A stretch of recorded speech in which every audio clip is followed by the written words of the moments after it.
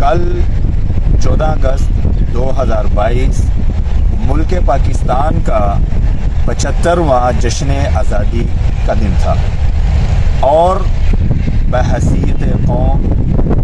ہم مسلمانوں نے اس کو بھرپور ہر سال کی طرح اچھے طریقہ سے اس کا جشن منایا، اور اس کے جشن منانے کے ساتھ ساتھ ہم نے بحیثیت قوم بہت سارے کام ایسے کیے جس سے ہم نے لوگوں کو بتایا کہ مسلمان وہ اس طرح اپنی قوم کی آزادی کا جشن مناتے ہیں۔ رسول اللہ صلی اللہ علیہ وسلم کو جب فتح مکہ حاصل ہوئی تو ام ہانی رضی اللہ عنہا بیان کرتی ہیں کہ آپ صلی اللہ علیہ وسلم نے 2 رکعت سے بڑھا کر، یعنی چاشت کی نماز آپ صلی اللہ علیہ وسلم 2 رکعت پڑھا کرتے تھے، آپ نے اس سے 2 سے بڑھا کر 8 رکعت ادا کی، تاکہ اللہ رب العزت کا شکر ادا ہو جائے کہ ہمیں بہت بڑی فتح حاصل ہوئی ہے۔ میں اور آپ دیکھیں موسیٰ علیہ السلام کا واقعہ کتنا بڑا ہے، محرم کا مہینہ بھی ہے،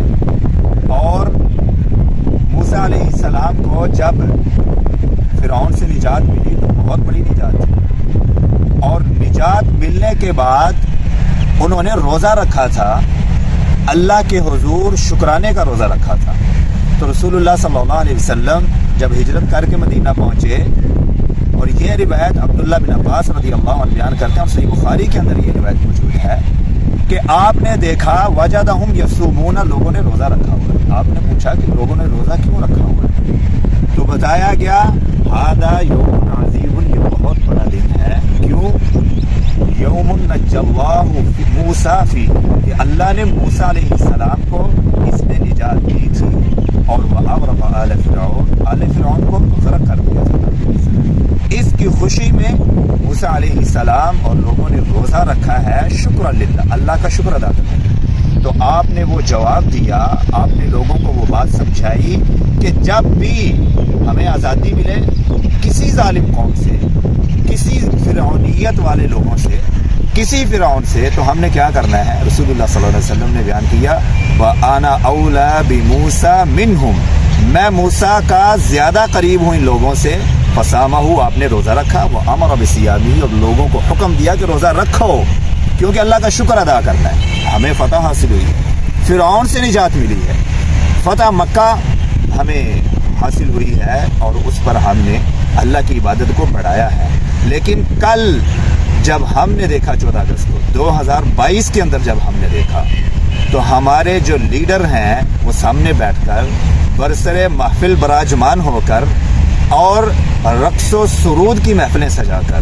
یعنی فتح کا جشن منایا جا رہا ہے۔ کچھ دن پہلے ہمارے 4 شہید ہوئے ہیں، 4 نوجوان شہید ہوئے ہیں، اور ان کے لیے دعا کرنے کی بجائے ہم نے مرد و زن کو اکٹھا کیا، اور پھر علامہ اقبال اور قائد اعظم جنہوں نے قربانیاں دیں ان کی تصویریں پیچھے چسپاں کر کے ان کے سامنے ہم نے لڑکیوں کو، مسلمان لڑکیوں کو نچایا اور ان کا رقص کروایا، اور ہم نے لوگوں کو بتایا کہ یہ ہے وہ قوم کہ جسے دیکھ کر یہود بھی شرمائے۔ اور ہم نے اپنے پرچم، جو ہمارا ہلالی پرچم ہے، کہ جس کو ہم کہتے ہیں رہبر ترقی ہو کمال، کہ وہ ہماری ترقی کا ایک نشان ہے، پرچم ستارہ و ہلال، ترجمان ماضی شان حال، یہ سب کچھ ہے، جانے استقبال اور سایہ خدائے ذوالجلال۔ ہم نے کل دیکھا کہ اللہ رب العزت کا سایہ اگر اس قوم پر ہے تو یہ بہت بڑی اللہ کی رحمت ہے۔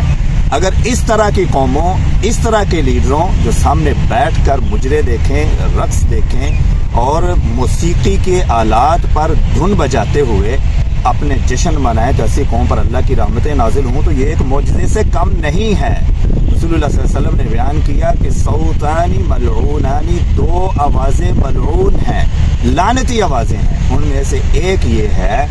کہ اللہ کے پیارے پیغمبر نے فرمایا مزمار عند نعمت، کسی نعمت کے ملنے پر ہم موسیقی، ہم گانے بجانا شروع کر دیں، یہ لعنتی آواز ہے۔ اور ہم نے کل 14 اگست کو اس کو اپنی آنکھوں کے سامنے دیکھا، اور رسول اللہ صلی اللہ علیہ وسلم کے اس فرمان کی ہم نے نافرمانی کی۔ اللہ سے دعا ہے کہ اللہ ہمیں اپنا صحیح جشن اللہ کے سامنے جھک کر اللہ کے سامنے گڑ گڑا کر منانے کی توفیق عطا فرمائے۔ السلام علیکم ورحمۃ اللہ وبرکاتہ۔